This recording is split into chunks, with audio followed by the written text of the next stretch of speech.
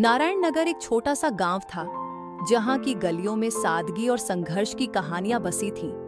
उसी गांव में सुरेश नाम का एक सीधा साधा आदमी रहता था जो चाय की एक छोटी सी दुकान चलाता था।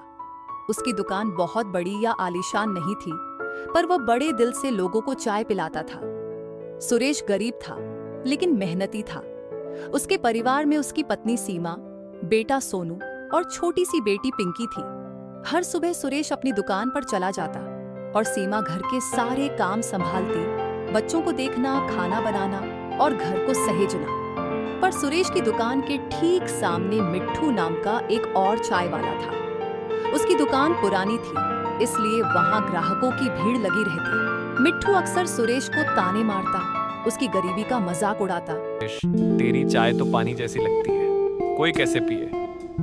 सुरेश बस मुस्कुरा देता, कुछ नहीं कहता। उसकी आंखों में सिर्फ अपने बच्चों का चेहरा होता, वही उसे चुप रहने की ताकत देता। एक दिन जब सुरेश घर लौटा तो सीमा गुस्से में थी, पर उसकी आवाज में चिंता छिपी हुई थी। आ गए आप? देखिए ना, आज पूरे दिन कुछ नहीं बना, बच्चे भी भूखे सो गए, चूल्हा भी ठंडा है और मन भी। सुरेश का दिल टूट गया। थकावट से भरे कदम और खाली जेबें लिए वो बोला, सीमा, आज कोई भी दुकान पर नहीं आया, एक भी ग्राहक नहीं। सीमा की आंखें भर आईं, लेकिन वो संभली और बोली, तो कोई और काम क्यों नहीं करते? ये चाय की दुकान बस थकावट देती है, पेट नहीं भरती।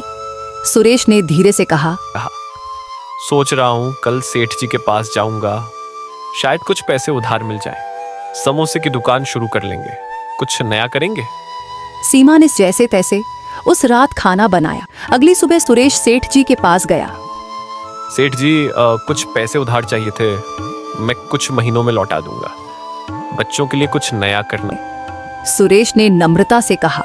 सेठ जी ने हंसते हुए कहा, जिसके पास खाने को नहीं वो पैसे लौटाएगा, जा, मेरे पास फालतू लोगों के लिए टाइम नहीं है। सुरेश की आंखें भर आईं, लेकिन उसने आंसू नहीं बहाए। वो चुपचाप लौट आया। रास्ते में उसकी आंखें जमीन पर थीं जब उसे एक बूढ़ी औरत दिखी, थकी हुई, कांपती हुई, एक भारी बोरी लिए सड़क के किनारे खड़ी थी। सुरेश उसके पास गया और पूछा, दादी, आप यहाँ अकेली क्यों खड़ी हैं? और ये बोरी? बुढ़िया बोली, बेटा, इसमें अनाज है, मुझसे अब यह उठा नहीं जा रहा। अगर तुम इसे मेरे घर छोड़ दो तो मैं तुम्हें कुछ दूंगी, कुछ ऐसा जो तुम्हारे बहुत काम आ सकता है। सुरेश ने बिना एक पल गंवाए बोरी उठाई और बुढ़िया के साथ चल पड़ा। बुढ़िया ने अपने झोपड़े के पास पहुंचकर एक पुरानी पोटली दी और कहा, ये लो बेटा, इसे संभाल कर रखना। सुरेश ने पोटली खोली तो उसमें चाय की पत्तियां थीं, पर ये कोई आम चाय की पत्तियां नहीं थीं। जैसे ही सुरेश ने उन पत्तियों से चाय बनाई, दुकान पर जादू होने लगा। लोग चाय पीकर वाह वाह करने लगे। अरे सुरेश भाई, क्या बात है, ऐसी चाय तो कभी पी ही नहीं। धीरे धीरे उसकी दुकान पर भीड़ लगने लगी। अब उसका बेटा सोनू भी दुकान पर मदद करता था। खुशी लौटने लगी। हर सुबह सुरेश बुढ़िया के पास जाता और वहीं चाय की पत्तियां लाता।